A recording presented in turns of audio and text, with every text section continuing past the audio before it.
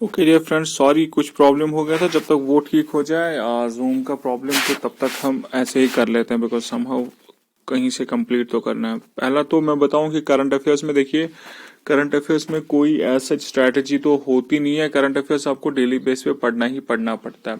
अभी ये है कि मैं कुछ पॉइंट्स, कुछ टॉपिक्स निकालूंगा जो मुझे लगा मेरे हिसाब से इम्पोर्टेंट है, लेकिन ज़रूरी नहीं कि वही टॉपिक आ जाएंगे। इसमें डिस्क्लेमर है यही कि ज़रूरी नहीं कि ये सारे टॉपिक आ जाएंगे। होपफुली इंशाल्लाह एग्जाम से पहले मैं आपको एक दो अच्छे वीडियोस और दे दूंगा, तब तक और स्कैन किया होगा करंट अफेयर्स को। सो अभी के लिए जो जो जहां से मुझे लगा क्वेश्चन आ सकता है उसको मैंने इंक्लूड किया इसमें, और आगे और भी वीडियो आएगा उसमें और टॉपिक्स कुछ होंगे। So let start. पहले इकोनॉमी के कुछ करंट अफेयर्स, उसके बाद हम प्लानिंग का थोड़ा सा बेसिक्स करेंगे discuss.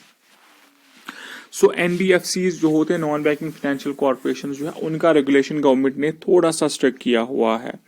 NBFCs as you know, मैंने बोला था नॉन बैंकिंग फाइनेंशियल कॉर्पोरेशन जो होते हैं ये बैंक्स नहीं होते। डिमांड डिपॉजिट आप इनमें नहीं रख सकते। बाकी इनके कुछ काम बैंक्स जैसे होते हैं, बट ये कलेक्ट आप मतलब चेक इन पे ड्रॉ नहीं कर सकते। आप डिमांड डिपॉजिट नहीं रख सकते वहां पे। आप लॉन्ग टर्म के लिए तो रख सकते हैं, लेकिन शॉर्ट टर्म के लिए कि आपने पैसा रखा अपनी मर्जी से निकाला, ये वो इंस्टीट्यूशंस हैं जो एग्रीकल्चर या इंडस्ट्रियल एक्टिविटी, इनका बेसिक जो काम होता है वो नहीं होता है। ओके। और हाँ, बड़ी बात, ये डिपॉजिट इंश्योरेंस फैसिलिटी भी प्रोवाइड नहीं करते। तो डिपॉजिट इंश्योरेंस फैसिलिटी होता क्या है, मैंने आपको एक बार बताया भी था। डिपॉजिट इंश्योरेंस फैसिलिटी का मतलब ये होता है कि अगर आपने बैंक में पैसा रखा है, तो अगर बैंक डूबा, पहले तो बैंक डूबेगा नहीं। सो अगर अब बैंक डूबा तो आपको थोड़ा सा कुछ मिलता है, आपको काइंड ऑफ इंश्योरेंस अवेलेबल होता है आपके डिपॉजिट के अगेंस्ट, तो उसे हम कहते हैं डिपॉजिट इंश्योरेंस। सो इन बैंक्स को जो एनबीएफसीज होते हैं, इनमें ये जो बैंक डिपॉजिट होता है आपका, उसमें कोई इंश्योरेंस फैसिलिटी भी नहीं होती। ठीक है जी। उसके बाद हम आते हैं अभी चेंजेस क्या हो गए। एक तो 4 लेयर्स का जो है फ्रेमवर्क बनाया, मतलब आप समझ लीजिए कि जो एडमिनिस्ट्रेशन है वो 4 लेयर्स में अब है। कोई भी डिसीजन लेना हो उसमें काफी सारे आपको प्रोसेसेस से गुजरना पड़ेगा, और इनको अगर एनपीए डिक्लेयर करना है तो इनको एनपीए डिक्लेयर करना पड़ेगा सिर्फ अब 90 डेज में। जो पहले 180 डेज होता था, तो इनको अभी 90 डेज में ही करना पड़ेगा। This is first thing. उसके बाद हम आते हैं अर्बन कोऑपरेटिव। अर्बन कोऑपरेटिव अगर आपको याद हो, मैंने बोला था ये वो इंस्टीट्यूशंस होते हैं, इसके एम्प्लॉय जो होते हैं वही इसके जो ओनर होते हैं वही इसके कस्टमर भी होते हैं। मैंने आपको समझाया था उस टाइम। अभी इसमें भी गवर्नमेंट ने थोड़ा सा रेगुलेशंस को स्ट्रिक्ट किया हुआ। पहले क्या होता था, जो अर्बन कोऑपरेटिव्स का लूज सा कंट्रोल होता था आरबीआई और जो रजिस्ट्रार ऑफ कोऑपरेटिव सोसाइटीज है वो इसको कंट्रोल करते थे। तो अभी क्या है, इनको बोला गया है कि अगर आपको जो इशू शेयर करना है, सिक्योरिटी करनी है, it will be subject to RBI approval. पहले आपको आरबीआई से बात करनी पड़ेगी, वहां से अप्रूवल लेना पड़ेगा, और आपका एमलगमेशन किया जा सकता है अर्बन कोऑपरेटिव्स का। कभी भी आरबीआई करेगा। अगर आप आरबीआई को लग रहा है कि नहीं ये जो है कोऑपरेटिव बैंक या कोऑपरेटिव जो अर्बन कोऑपरेटिव है ये अच्छे से काम नहीं करता, तो वो क्या करेगा, आपको किसी बैंक के साथ अटैच करेगा या 2 कोऑपरेटिव्स को मिलाएगा। उसके बाद RBI can supersede board of directors for 5 years। इनके जो बोर्ड ऑफ डायरेक्टर्स होते हैं वो डिसीजन लेते हैं, और कभी कभी क्या होता था, उनके डिसीजंस गलत होते थे, जिसकी वजह से जो अर्बन कोऑपरेटिव्स थे ये काइंड ऑफ स्ट्रेस में आ गए थे। तो यहाँ पे मैंने आपको बोला भी था लोन वोन सस्ता पड़ता है एंड ऑल। सो यहाँ इनके हाथ में ज्यादा अथॉरिटी होती थी, इसलिए आरबीआई ने कहा है जो इनका बोर्ड ऑफ डायरेक्टर्स है उसको वो सुपरसीड कर सकते हैं, मतलब उसको सुपरसीड, उसको ओवर पावर कर सकते हैं, उसके डिसीजंस को ओवर पावर कर सकते हैं, उसको कंप्लीटली डोमिनेट कर सकते हैं for the period of 5 years। Okay. Earlier जो था ड्यूअल रेगुलेशन था, आरबीआई जैसे मैंने बोला था और रजिस्ट्रार ऑफ कोऑपरेटिव सोसाइटीज ये करता था, लेकिन ज्यादा जो कंट्रोल होता था वो through registrar of cooperative societies होता था। उसके बाद हम करेंगे बात जीआई टैग की। GI tag means geographical indication tag. मैंने आपको बोला था जियोग्राफिकल इंडिकेशन टैग जब किसी चीज को मिलता है, जैसे कश्मीर का सैफरन, उसका मतलब कि आपको एक नाम मिल गया, आपका जो एरिया है वो किसी प्रोडक्ट के साथ एसोसिएट हुआ, आपको जॉब्स मिलेंगी, आपका एक नाम बनेगा, आपका एक ब्रांड बनेगा जो सिर्फ आपके साथ एसोसिएट हो जाए। सो इसमें क्या होता है, ज्योग्राफिकल इंडिकेशन टैग जो है इसमें ये बहुत इंपॉर्टेंट अंडरस्टैंड करना है कि कोई भी एरिया, आप समझ लीजिए कि कोई बनारसी साड़ी उसका अपना एक नाम है, एक मुकाम है। कोई यहाँ से कश्मीर से बनाना शुरू करे, बोलेगा ये बनारसी साड़ी है, तो क्या होगा कि वो वाला ब्रांड है वो खराब हो जाएगा, उसकी काइंड ऑफ कॉपी बन जाएगी। सो इसलिए ज्योग्राफिकल इंडिकेशन टैग्स में अभी कुछ चीजों को टैग मिला है। पहला हम तमिलनाडु में अरम्बावूर वुड कार्विंग, आप इसका इमेज देख लीजिएगा गूगल पे। उसके बाद मणिपुर का एक ब्लैक राइस होता है उसे मिला है, झारखंड का सोहराई खरोवर पेंटिंग्स, उसके बाद गोरखपुर का टेराकोटा और कश्मीर का सैफरन, इनको जी मिला है जीआई टैग। तो ये आप नाम याद रखना, हो सकता है एमसीक्यू में पूछा जाए आपसे। उसके बाद फास्टैग तो आपको पता ही, एक आपको टिकट जैसे मिलते हैं जो आप अपनी गाड़ी पे लगाते हैं, तो फास्ट मोड में आपका जो टोल होता है वो कलेक्ट हो जाता है, आपको अब वहाँ कैश नहीं देना पड़ता, वो आपके बैंक से डिडक्ट हो जाता है। ओके आपको ये बस याद रखना है, एक तो इसकी टेक्नोलॉजी, इसमें होती है technology radio frequency identification technology, RFID technology जो है वो फास्टैग में यूज होती है। और अब ये याद रखेंगे कि फास्टैग का कोई एक्सपायरी डेट नहीं होता, जब तक ये दिखेगा, मतलब कि पुराना हो गया फिर एक दिन वो गल जाएगा सारा, तब तो ऑब्वियसली एक्सपायर हो जाएगा, लेकिन जब तक इसका नाम दिखता है, इसमें जो स्पेसिफिक जो एक कोड्स वोड जब तक वो दिखेंगे तब तक आपका चलेगा, तो इसका कोई ऐसा कोई स्पेसिफिक एक्सपायरी डेट नहीं हो सकता।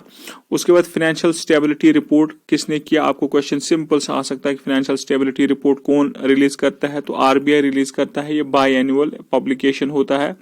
ओके तो इसके हिसाब से अभी कहा जाता है जो एनपीएस की जो कंडीशन है वो इम्प्रूव हुई है, एनपीएस की कंडीशन कुछ हद तक इम्प्रूव हुई है, plus capital to risk weighted assets का जो रेशो है वो भी इम्प्रूव हुआ है। आई गेस आपको बेसल नॉर्म्स याद हो, उसमें हमने पढ़ा था capital to risk weighted assets का रेशो क्या होता है। एक तो कैपिटल पहले कितना बैंक है, उसके बाद ये देखना आपको रिस्क वेटेड एसेट्स कितने हैं बैंक में, उसका जो रेशो है ये भी इम्प्रूव हुआ है। उसके बाद हम बात करते हैं India digitization fund. India digitization fund को लॉन्च किया है गूगल ने, किस लिए, टू डिजिटाइज इकोनॉमी, जो हमारी इकोनॉमी है उसको डिजिटाइज करने के लिए, अफोर्डेबल बनाने के लिए, स्मॉल बिजनेसेस है, छोटे बिजनेस, उनको टेक्नोलॉजी समझाने के लिए, उनको ये इंश्योर करने के लिए कि ये भी टेक्नोलॉजी जो IT इंफॉर्मेशन टेक्नोलॉजी है, डिजिटल टेक्नोलॉजी है, उसका फायदा उठाते हैं। तो आपको याद रखना इंडिया डिजिटाइजेशन फंड लॉन्च किया गूगल ने।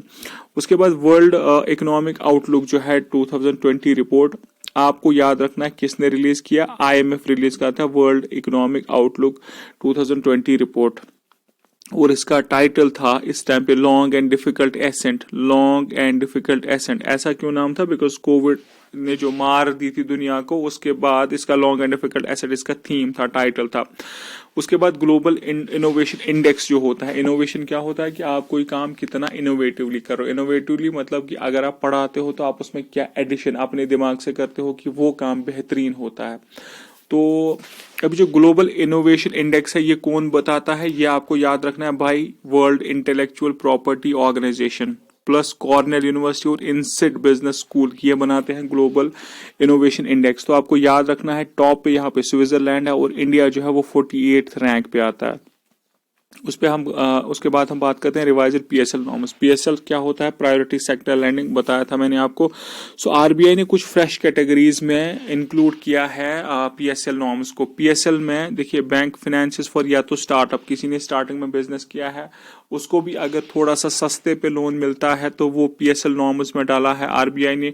लोन्स टू फार्मर्स किस लिए, for solar plants of grids, इनको अगर सोलर प्लांट बनाना है पानी वानी के लिए, वाटर सप्लाई के लिए, उसके लिए इनको बढ़ेगा PSL नॉर्म बनेगा, PSL नॉर्म्स के अंडर लोन मिलेगा।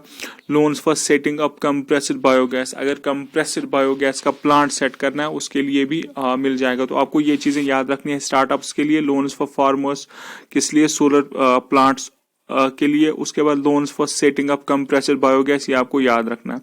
उसके बाद म्यूनिसिपल बॉन्ड, ये भी मैंने आपको बताया था क्या होता है। तो जो वडोदरा म्यूनिसिपल कॉर्पोरेशन है उसने लॉन्च किया है म्यूनिसिपल बॉन्ड, तो हो सकता है आ जाए क्वेश्चन।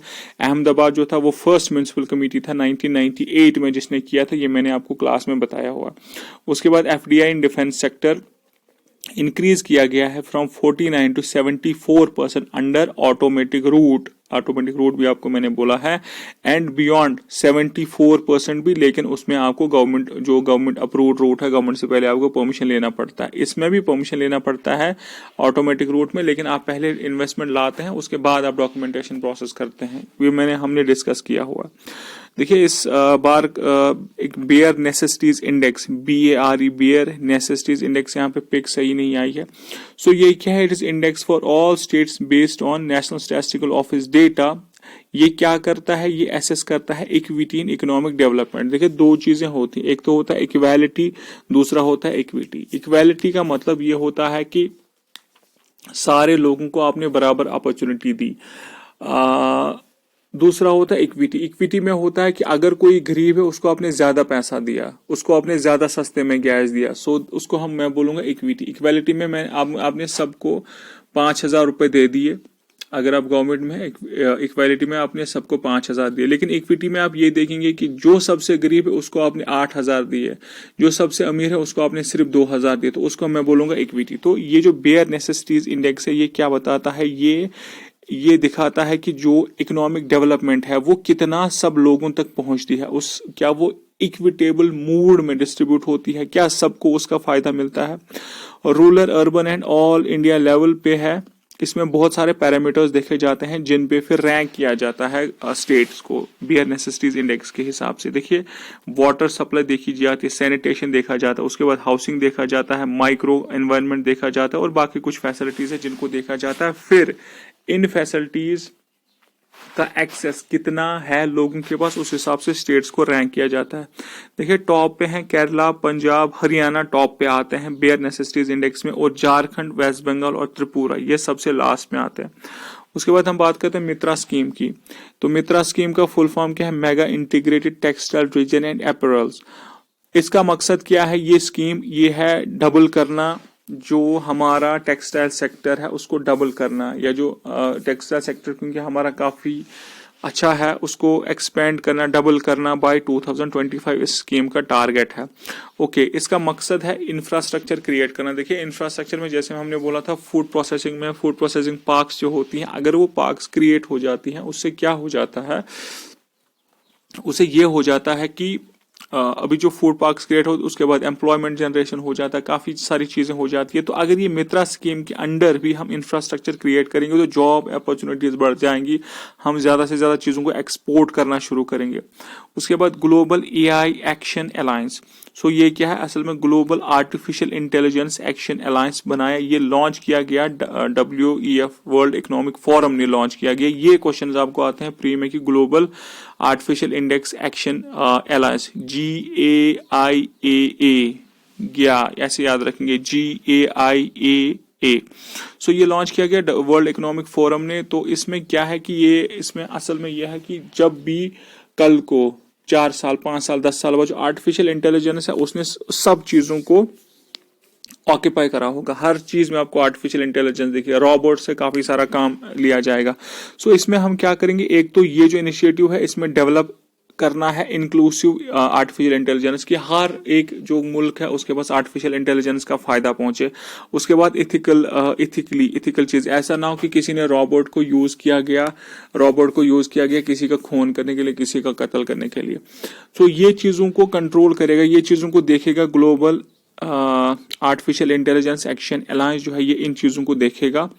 ओके, उसके बाद one district one product scheme. देखिए, इसमें क्या है, सिंपल ये है, कौन सी मिनिस्ट्री ने लॉन्च किया, ministry of commerce and industry ने। अब इसमें क्या है, इसमें यह है कि आप समझ लीजिए कि कोई एक डिस्ट्रिक्ट है उसमें एक कोई स्पेशल चीज बनती होती है, जैसे हमने सुना है बनारसी साड़ी। आप समझिए कोई डिस्ट्रिक्ट है उसमें घी अच्छा बनता है, तो एक डिस्ट्रिक्ट एक प्रोडक्ट, मतलब क्या है कि उस प्रोडक्ट की फिर इंटरनेशनल लेवल पे, नेशनल लेवल पे मार्केटिंग की जाएगी और ये डिस्ट्रिक्ट जो है उस प्रोडक्ट से पहचाना जाएगा। जैसे हम बोलते हैं कश्मीर में राइस टाउन, हम बोलते हैं एप्पल टाउन, ब्ला ब्ला ब्ला, ये चीजें हम बोलते हैं। सो हर डिस्ट्रिक्ट का एक प्रोडक्ट है, उसके साथ एसोसिएट, उस प्रोडक्ट को हम प्रमोट करेंगे तो उस डिस्ट्रिक्ट को फायदा मिलेगा। अगर हम इसको नेशनली और इंटरनेशनली मार्केट करते हैं, आप समझ लीजिए कि कहीं पे एप्पल्स किसी डिस्ट्रिक्ट में ज्यादा है और हमने वन डिस्ट्रिक्ट वन प्रोडक्ट की स्कीम के अंडर उस डिस्ट्रिक्ट को दिया कि जनाब आपके एप्पल्स जो हैं फेमस हैं, आपको अपने एप्पल से काम चलाना पड़ेगा, ब्ला ब्ला। उसके बाद क्या होगा कि उसके बाद ये होगा कि ये डिस्ट्रिक्ट जो है ये फेमस बनेगा एप्पल्स के लिए, और फिर ये जब एक्सपोर्ट होंगे एप्पल्स तो इस डिस्ट्रिक्ट को काफी फायदा मिलेगा। उसके बाद अच्छा, ये जापानीज कॉन्सेप्ट है लेकिन आपको याद करना है। लेकिन जापान ने क्या किया था, जापान ने वन विलेज वन प्रोडक्ट उनका कॉन्सेप्ट था, हमने वन डिस्ट्रिक्ट वन प्रोडक्ट किया है। सो उसके बाद नाम है नेशनल एग्रीकल्चर मार्केटिंग। ये क्या है, ये ऑनलाइन ट्रेडिंग प्लेटफॉर्म है। जैसे कोई आरती समझ लीजिए, आरती या कोई बायर जिसको आपका प्रोडक्ट लेना हो, वो और आप मिलते हैं ऑनलाइन प्लेटफॉर्म पे, आप रेट फिक्स करते हैं, डील करते हैं और काम आपका हो जाता है। आप समझ लीजिए कि अगर आपके पास कोई प्रोडक्ट है, आपके घर में चावल निकला, आप उसको बेचना चाहते हैं, सो आप रिस्ट्रिक्ट हो जाते हैं कि आपने एक जगह पे आप गए किसी मार्केट में, किसी मंडी में, वहां पे 10 लोग हैं, बस आप 10 लोग जो आपको प्राइस बोलेंगे आपको वो देना पड़ता है। लेकिन यहाँ पे ऑनलाइन आप बहुत सारे लोगों के साथ कनेक्ट हो जाते हैं। जब आप इतना ज्यादा लोगों के साथ कनेक्ट हो जाएंगे, उसके बाद क्या होगा, उसके बाद ये होगा कि आपको काफी ज्यादा फायदा मिलेगा। फायदा क्यों मिलेगा? क्योंकि आपके पास जो खरीदने वाले हैं वो आपको बहुत ज्यादा मिलते हैं, वो भी ऑनलाइन। उसके बाद सक्षम एंड सीवीड मिशन। देखिए सक्षम का क्या है, इसमें है श्रमिक शक्ति मंच, मतलब एक जॉब पोर्टल बनाया जाएगा जो एमएसएमई है, medium small micro small medium enterprises, इनका और जॉब सीकर्स का एक प्लेटफॉर्म बनाया जाएगा। आप समझ लीजिए कि कोई छोटी सी कंपनी है, उसको एक एम्प्लॉय चाहिए जिसके पास फलानी XYZ टैलेंट होना चाहिए, उसने ITI में कोर्स किया होना चाहिए। लेकिन अब वो जो एमएसएमई वाला है उसके पास इतने रिसोर्सेज होते नहीं, उसके पास इतना पैसा होता नहीं है कि वो रिक्रूटमेंट करे, वो एडवर्टीजमेंट करे। अब क्या होगा, ये जो सक्षम पोर्टल है ये खास एडवर्टाइजमेंट डालेगा सक्षम पोर्टल पे, जिसके लिए इसको क्या होगा कि जो जॉब सीकर होगा, जिसको अप्लाई करना होगा, वो भी यहाँ पे लॉग इन करेगा, उसको जल्दी से ये कनेक्ट करेगा, एक तो जॉब सीकर को, दूसरा जॉब प्रोवाइडर को एमएसएमई सेक्टर में। उसके बाद सीवीड्स मिशन। देखिए सीवीड्स मिशन जो है, सीवीड्स का जो मिशन है उसमें क्या है, हम कहते हैं कि हम जी कमर्शियल फार्मिंग करेंगे सीवीड्स की। जो सी ग्रास होता है, काफी सारे उसके टाइप्स होते हैं, आप ध्यान रखिएगा, यहाँ पे लिखा नहीं है मैंने ज्यादा। सो सी ग्रास की फार्मिंग का मतलब क्या होता है? देखिए हम जो लकड़ी होती है उसको डुबोते हैं किसी एरिया में, नॉट एरिया में बट किसी सी जो होता है किसी कोस्टल एरिया में, उसके बाद उसमें कुछ न्यूट्रिएंट डाल लेते हैं, थोड़ा सा सीड्स डाल लेते हैं सीवीड्स के, उसके बाद वहां पे जो सीवीड है वो बनना शुरू हो जाता है और कमर्शियली इसकी फार्मिंग शुरू होना हो जाती है। कहीं कहीं पे फर्टिलाइजर्स भी ऐड करते हैं। अभी देखिए इससे क्या होगा, लेकिन जो सीवीड है इसके काफी सारे यूज होते हैं। एक तो ये मेडिसिन में यूज होता है, फूड प्रोसेसिंग इंडस्ट्री में यूज होता है, एज अ फूड यूज होता है। सो अगर हम इसकी फार्मिंग करते हैं, इसका मतलब कि हम अपना GDP बढ़ा सकते हैं। इसका मतलब ये कि ये रोजगार का काफी सारा साधन भी, ऑप्शंस भी हमारे लिए प्रोवाइड करेगा। सो सी वीड जो मिशन है उसमें हम कमर्शियल फार्मिंग करते हैं। सी वीड्स का जो सी ग्रास होता है उसको कमर्शियल लेवल पे हम क्या करते हैं, कमर्शियल लेवल पे ले जाके उसको हम प्रोड्यूस करते हैं। फिर वो जो प्रोडक्शन होती है, जितना वो ज्यादा प्रोडक्शन होगी उतना ज्यादा हमें फायदा मिलेगा। उसके बाद समर्थ स्कीम, ये मिनिस्ट्री ऑफ टेक्सटाइल ने लॉन्च किया गया। इसका मकसद क्या है? एक तो जॉब क्रिएशन। वो कैसे क्रिएशन? पहले कहते हैं स्किल डेवलपमेंट करना है, handloom and handicraft, sericulture, jute, ये वाले जो सेक्टर्स हैं इनमें स्किल डेवलपमेंट करना, स्किल अपग्रेड करना। स्किल अपग्रेड करने का मतलब क्या होता है? लोगों को ट्रेनिंग दे देना कि फॉर एग्जांपल हैंडलूम सेक्टर या हैंडीक्राफ्ट सेक्टर में कोई प्रोडक्ट बनाना है, वो कैसे बनाना है, मुझे 2 महीने की ट्रेनिंग दी जाएगी, तो मैं बोलूंगा हाँ मेरा जो स्किल है उसको अपग्रेड किया गया। या कोई बंदा आम जैसा इंसान है, वो नेचुरली उसको काम करना आता है, वो इस सेक्टर में ऑलरेडी काम कर रहा है, अब उसको हम ट्रेनिंग देंगे, प्रोफेशनल 2 महीने की ट्रेनिंग देंगे, 4 महीने की ट्रेनिंग देंगे, उसको हम बोलते हैं स्किल अपग्रेड करना। उसके बाद इससे क्या होगा, ये जो समर्थ स्कीम है, एक तो ये स्किल अपग्रेड करेगा और ये जॉब्स क्रिएट करेगा। कौन से सेक्टर में? टेक्सटाइल सेक्टर में। बस इतना याद रखिए, मिनिस्ट्री ऑफ टेक्सटाइल का है ये स्कीम। उसके बाद line of credit, first time हमने क्या किया है, हमने इंडिया ने मॉरिशस को ये जो लाइन ऑफ क्रेडिट है मॉरिशस को प्रोवाइड किया हुआ है। अब लाइन ऑफ क्रेडिट क्या होता है? देखिए लाइन ऑफ क्रेडिट ऐसा आप समझ लीजिए, लाइन ऑफ क्रेडिट से आप ऐसा समझ लीजिए कि फॉर एग्जाम्पल आपका कोई दोस्त है, वो अच्छा बिजनेस करता है और आप प्रिपरेशन करते हैं। अब वो आपको बोलता है, उसको पता है कि आपके पास पैसा होता नहीं है और आप लोग जो है वो गरीब हो, गरीब इन द सेंस कि आप अभी जो है अभी आप काम नहीं करो, अभी आप प्रिपरेशन करो। वो आपको बोलेगा भाई मैं आपको लाइन ऑफ क्रेडिट दूंगा। लाइन ऑफ क्रेडिट क्या होता है? लाइन ऑफ क्रेडिट मींस वो आपको बोलेगा मैं आपको 50,000 का लाइन ऑफ क्रेडिट दूंगा। उसका मतलब ये हुआ कि वो आपको बोलता है कि कभी भी मुझे फोन करो, मैं आपको अप टू 50% तक ये जो है पैसा दूंगा, अप टू 50%, अप टू 50,000 तक मैं आपको पैसा दूंगा। सो उसको बोलेंगे लाइन ऑफ क्रेडिट। ये वो आपको एड नहीं दे रहा, आपने उसको वापस तो कर रहा है, और ये सॉफ्ट काइंड ऑफ लोन होता है। सॉफ्ट काइंड ऑफ लोन मतलब सॉफ्ट काइंड ऑफ लोन ये होता है, आप समझ लीजिए कि उस पे जो इंटरेस्ट होगा वो बहुत कम होगा। अभी आपको आई होप समझ आ गया हो कि लाइन ऑफ क्रेडिट क्या है। So line of credit India ने जो है वो किसको दिया था, मॉरिशस को दिया था लाइन ऑफ क्रेडिट।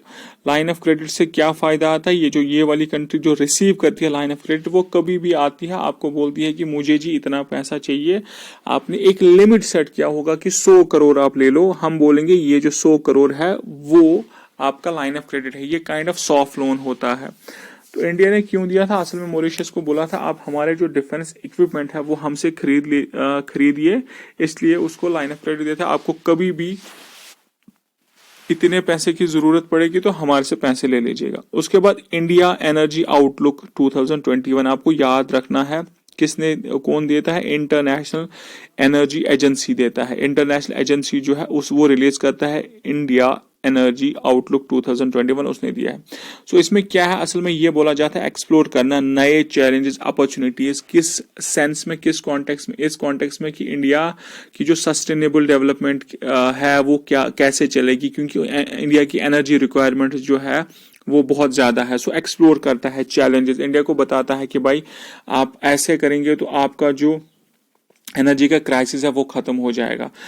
ये सजेशंस देता है, ये आपको बताता है कि ये वाला आपके लिए चैलेंज है, आपकी बढ़ती पॉपुलेशन आपके लिए चैलेंज है, तो आपको कल को प्रॉब्लम हो जाएगा। सो इसलिए बेटर है कि आप अभी से अपना जो सिस्टम है उसको अपग्रेड कर लीजिए।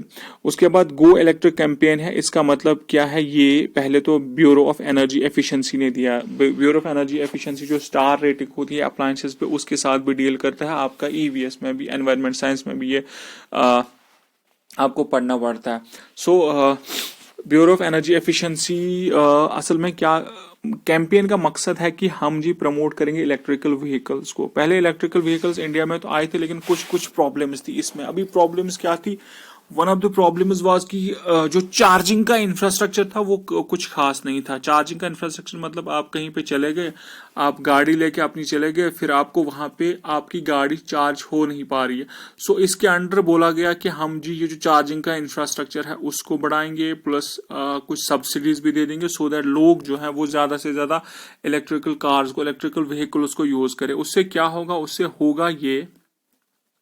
होगा ये कि जो है एक तो हमें इंपोर्ट ज्यादा नहीं करना पड़ेगा क्रूड ऑयल, पहली तो ये चीज।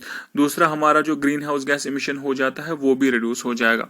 उसके बाद आते हैं हम GSAP 1.20। अभी ये क्या बला होती है, देखिए ओपन मार्केट ऑपरेशन, अगर आपको याद हो तो हमने बोला था ओपन मार्केट ऑपरेशन में जो गवर्नमेंट होता है वो सेल या बाइंग करता है गवर्नमेंट सिक्योरिटीज का। अभी गवर्नमेंट ने, आरबीआई ने क्या बोला, RBI will by government securities from market, कितने का, 1 लाख करोड़ का।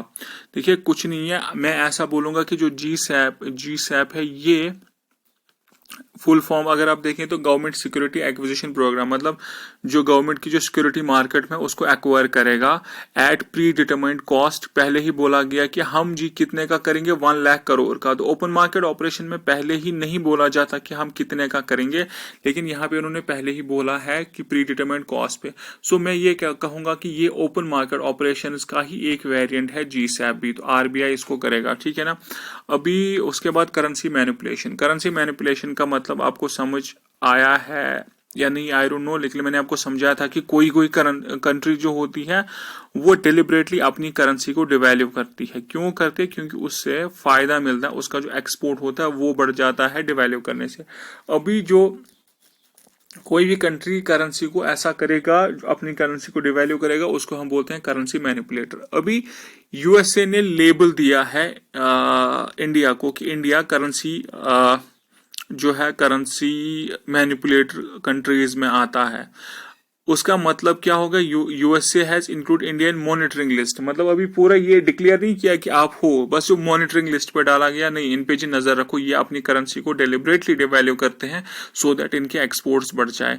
सो सिंपल सी बात आपको याद रखनी, अभी डिक्लेयर नहीं किया गया, बस मॉनिटरिंग लिस्ट पे इंडिया को डाला गया।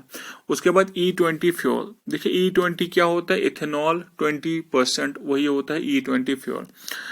देखिए प्लान बनाया जा रहा है कि ब्लेंड किया जाए जो पेट्रोल है उसको 20% इथेनॉल से। इथेनॉल एक ग्रीन फ्यूल है जो कहाँ से मिलता है, जैसे आप समझ लीजिए जो आपका जो गन्ने का जो मोलासेस होता है, आप समझ लीजिए जो गन्ना निकला उसका जो जूस निकला, बाद में जो कचरा रहता है उसको मैं मोलासेस बोलूंगा।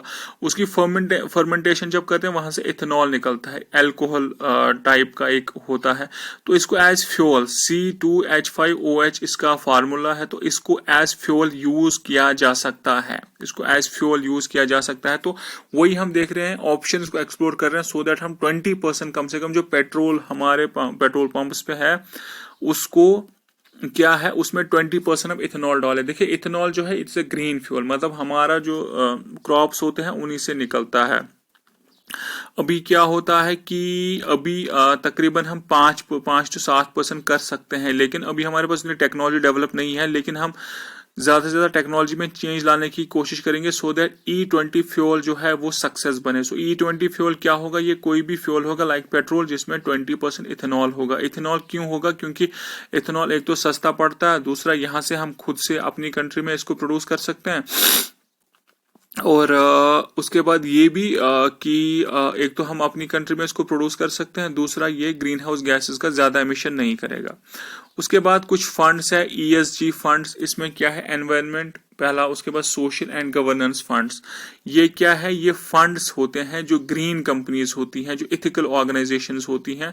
आप देखिए इथिकल ऑर्गेनाइजेशन क्या है, मतलब कोई कंपनी है वो अपना कॉर्पोरेट सोशल रिस्पॉन्सिबिलिटी अच्छे से निभाते हैं। So what is corporate social responsibility, उसका मतलब ये होता है कि कोई भी कंपनी जो इंडिया में काम करती है वो इंडिया से ही पैसा कमाती है, फिर उसका कोई रिस्पॉन्सिबिलिटी होता है कि वो सोसाइटी में कुछ करे। जैसा क्या करे सोसाइटी में, फॉर एग्जाम्पल कुछ फ्री का हॉस्पिटल खोला, किसी को बच्चे को पढ़ाया, सो उनकी कॉर्पोरेट सोशल रिस्पॉन्सिबिलिटी होती है, वो उनकी होती है CSR, कॉर्पोरेट सोशल रिस्पॉन्सिबिलिटी।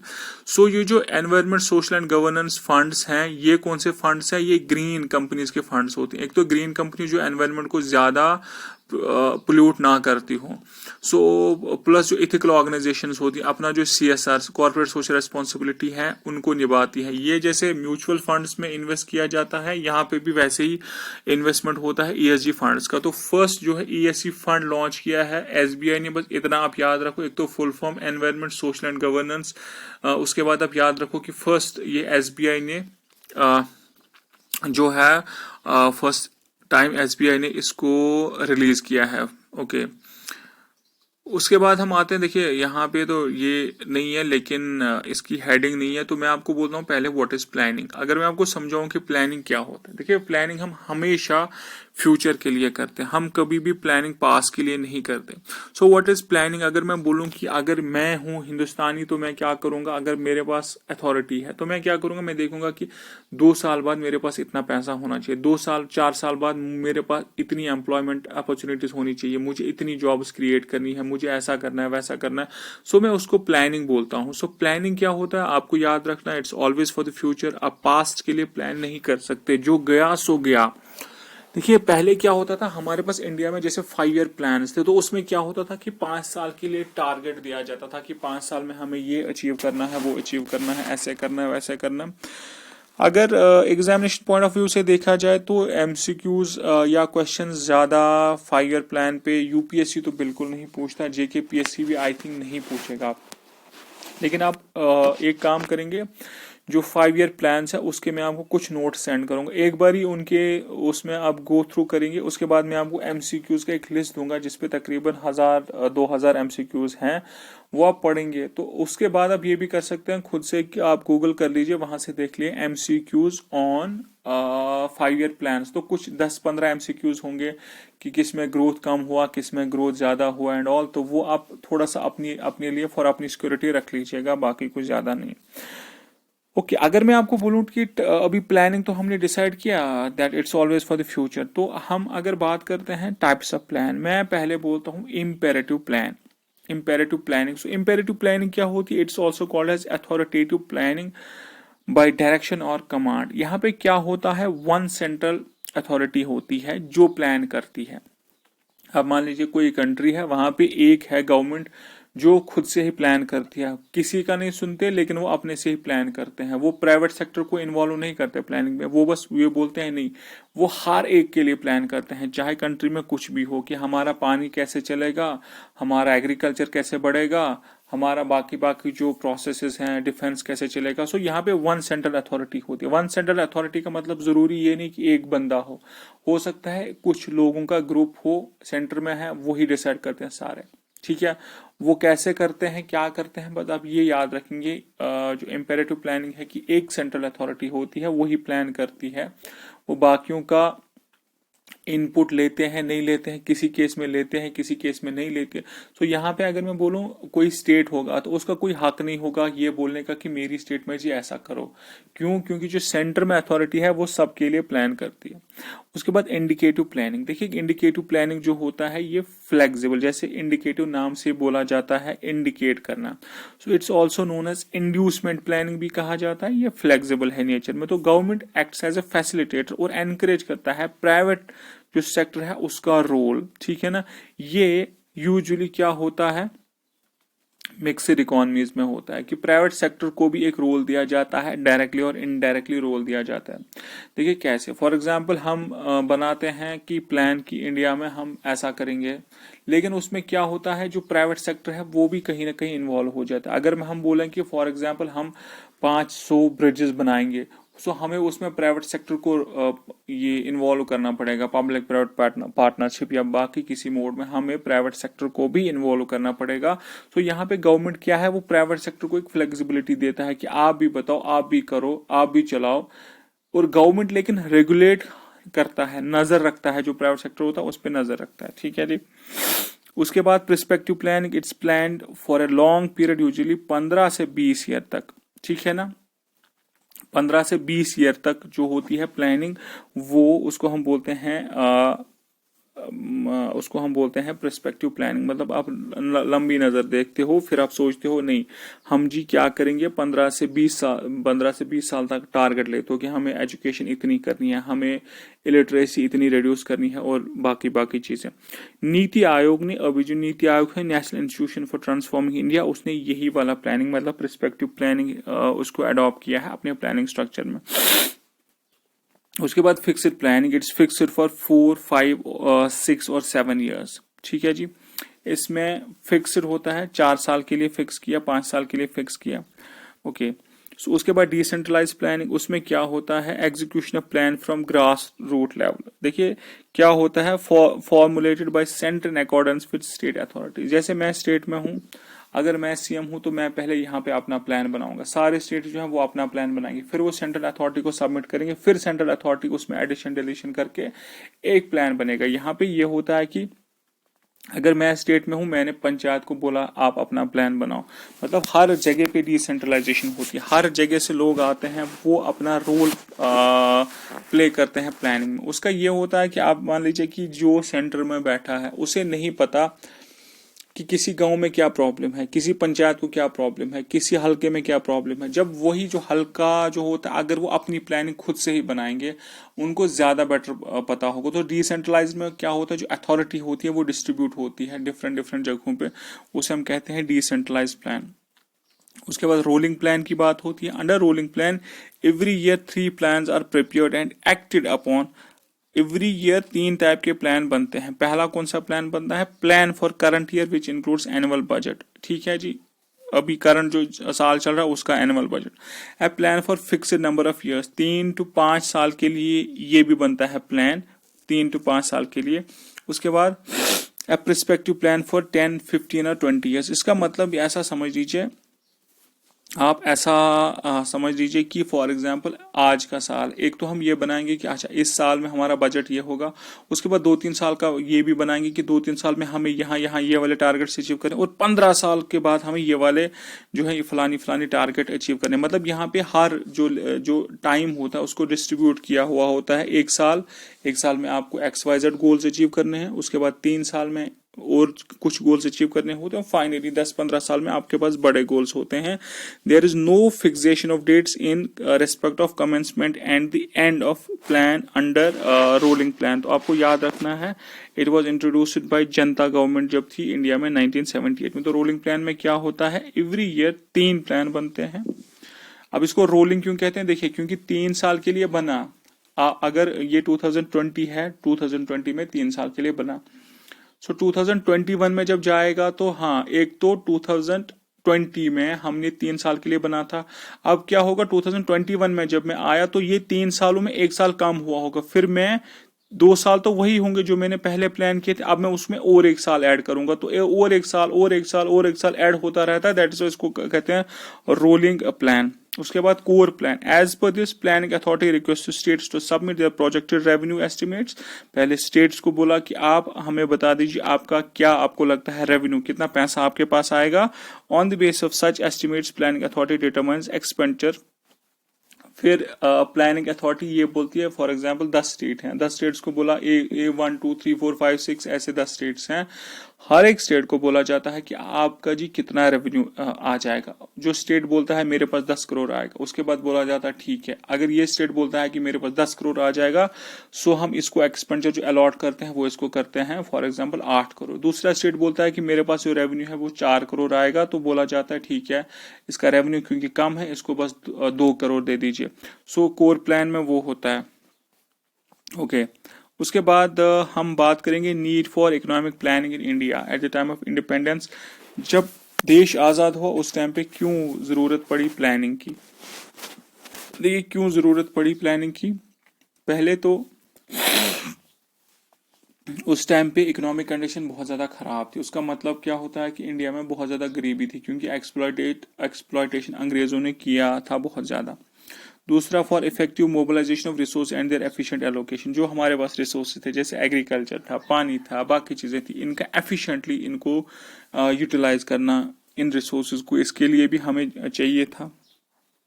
लोप सारी डेवलपमेंट ऑफ इंडस्ट्रीज। जो हमारी इंडस्ट्रीज थी वो ज़्यादा तरक्की पे नहीं थी, उनकी जो थी कंडीशन थोड़ी सी ख़राब थी। Moreover USSR had embarked on its journey of planning, there was international influence. तो जो यूएसएसआर है उसने प्लानिंग स्टार्ट किया था, ये बड़े बड़े प्लान बनाए थे, फिर देश चलाया था, तो एक इम्प्रेशन था कि नहीं अगर हम भी करेंगे तो ऑब्वियसली थोड़ा सा बेहतर हमारे लिए भी होगा। उसके बाद हम देखेंगे evolution of Indian economic planning. देखिए यहाँ पे आपको इतनी ज़्यादा चीज़ें याद नहीं रखी है। मैं आपको ये बोलूँगा कि अगर हम पहला वाला बोलेंगे 1934 मतलब आज़ादी से पहले, सो ये था एम विश्वेश्वरैया प्लान था पहला वाला। सो यहाँ पे कुछ पॉइंट्स हैं नॉट वेरी इंपॉर्टेंट, आपको ये थोड़ा सा आपको याद रखना पड़ेगा। पहला वाला विश्वेश्वरैया प्लान था, उसके बाद फिकी प्रपोजल एंड ऑल ये था, तो नॉट वेरी इंपॉर्टेंट। उसके बाद हम आएंगे नीति आयोग पे। देखिए नीति आयोग का क्या होता है, national institution for transforming India. ये सेटअप किया 1 जनवरी 2015। अब क्या था, पहले था प्लानिंग कमीशन। प्लानिंग कमीशन का रोल होता था 5 ईयर के प्लान बनाना। अभी जो नीति आयोग है national institution for transforming India, इसने रिप्लेस किया 65 ईयर ओल्ड प्लानिंग कमीशन को। अभी लाइक प्लानिंग कमीशन जैसे प्लानिंग कमीशन था नॉन कॉन्स्टिट्यूशनल, ठीक है ना, ऐसे ही नॉन स्टैचुरी, ये नॉन कॉन्स्टिट्यूशनल और नॉन स्टैचुरी बॉडी है, मतलब कोई स्टैचू कोई लॉ नहीं बना था इसके लिए। ये जैसे कि कोई कॉन्स्टिट्यूशन अमेंडमेंट नहीं हुई थी इसके लिए, कोई कॉन्स्टिट्यूशन में चेंज नहीं लाया गया था, इसलिए हम बोलते हैं ये non constitutional and non statutory body है। It's a policy think tank established to provide strategic and technical advice to central government. So एक लोगों का, एक इंटेलेक्चुअल लोगों का ग्रुप है, थिंक टैंक है, जहाँ पे बहुत सारे लोग बैठते हैं, फिर वो डिसीजन लेते हैं गवर्नमेंट की पॉलिसीज कैसे बननी चाहिए, वो डिसीजन लेते हैं, वो एडवाइस प्रोवाइड करते हैं। सो हम ये भी कह सकते हैं कि याद रखेंगे आप, इट इज़ एडवाइजरी बॉडी, सिर्फ ये एडवाइजरी बॉडी है और इसका कोई भी फिनेंशियल रोल नहीं है। It is advisory body with no financial role. Its recommendations are not binding on the government. ये भी आप याद रखेंगे कि इन्होंने अगर कोई रिकमेंडेशन दी गवर्नमेंट को कोई रिकमेंडेशन दी, तो ऐसा जरूरी नहीं कि इनकी जो रिकमेंडेशन है वो गवर्नमेंट को लागू करनी ही करनी है, ऐसा भी नहीं है, ठीक है जी।